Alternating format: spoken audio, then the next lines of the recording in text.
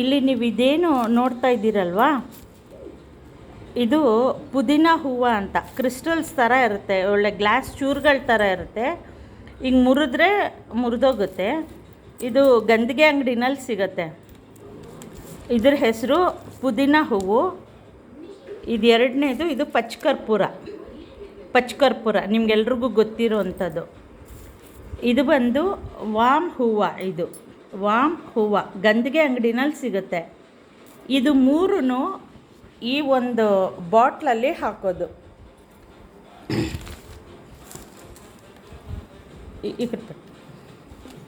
ಈ ಥರ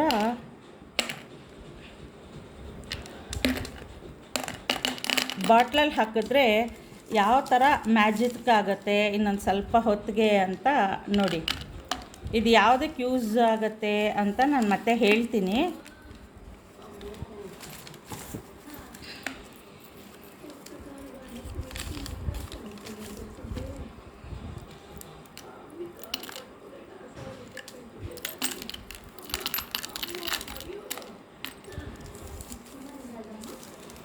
ಇದು ಸುಮಾರು 3 ಸೇರಿ 120 ರೂಪಾಯಿ ಆಗುತ್ತೆ.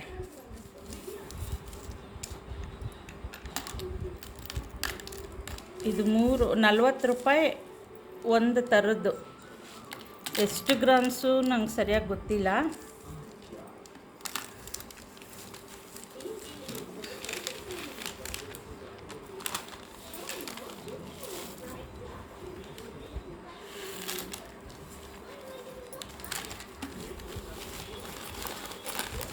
ಇದು ಒಂದೇ ಕೈಯಲ್ಲಿ ಹಾಕ್ತಾ ಇದ್ದೀನಲ್ಲ, ಅದಕ್ಕೆ ಕಷ್ಟ ಆಗ್ತಾಯಿದೆ.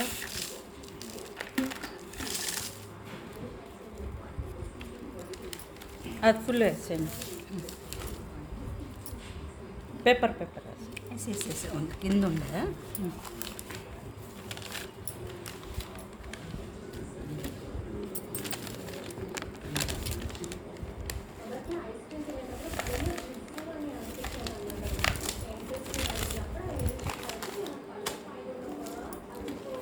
ಆ್ಯಕ್ಚುಲಿ ಇದು ಗ್ಲಾಸ್ ಬಾಟ್ಲಲ್ಲಿ ಹಾಕಿದ್ರೆ ಒಳ್ಳೆಯದು. ನನ್ನ ಹತ್ರ ಗ್ಲಾಸ್ ಬಾಟ್ಲ್ ಇವಾಗ ಸದ್ಯಕ್ಕೆ ಇಲ್ಲದೇ ಇರೋದ್ರಿಂದ ಪ್ಲಾಸ್ಟಿಕ್ ಬಾಟ್ಲಲ್ಲಿ ಹಾಕ್ತಾಯಿದ್ದೀನಿ. 5 ನಿಮಿಷಕ್ಕೆ ಹೇಗೆ ಎಲ್ಲ ಕರಗಿಬಿಟ್ಟು ನೀರು ಥರ ಆಗಿಬಿಡುತ್ತೆ, ಎಣ್ಣೆ ಥರ ಆಗುತ್ತೆ. ಅದನ್ನು ನೀವು ಶೀತ ಆದಾಗ ಅಥವಾ ಡೈಜೆಷನ್ ಆಗದೇ ಇರೋವಾಗ ಅಥವಾ ಏನಾದರೂ ಮೈಕೈ ನೋವಿರುತ್ತಲ್ವ, ಎಲ್ಲಾದರೂ ತಗಲಿ ನೋವಾಗಿರೋವಾಗ, ಮೂಳೆ ತಗಲಿ ಏನಾದರೂ ನೋವಾಗಿದ್ದರೆ, ಮಸಲ್ ಪೇನ್ ಆಗಿದ್ದರೆ, ಈ ಥರ ಬಾಡಿನಲ್ಲಿ ಯಾವ ಥರ ಪೇಯ್ನ್ ಆಗಿದ್ರೂ ಇದನ್ನು ಹಚ್ಚಿ ಒಂದು ಸ್ವಲ್ಪ 5 ನಿಮಿಷ ಬಿಟ್ಟು ಬಿಸಿ ನೀರಲ್ಲಿ ಸ್ನಾನ ಮಾಡಿದ್ರೆ ತುಂಬ ಬೇಗ ಗುಣ ಆಗುತ್ತೆ. ಇನ್ನೊಂದು 5 ನಿಮಿಷ ಬಿಟ್ಟು ಮತ್ತೆ ತೋರಿಸ್ತೀನಿ.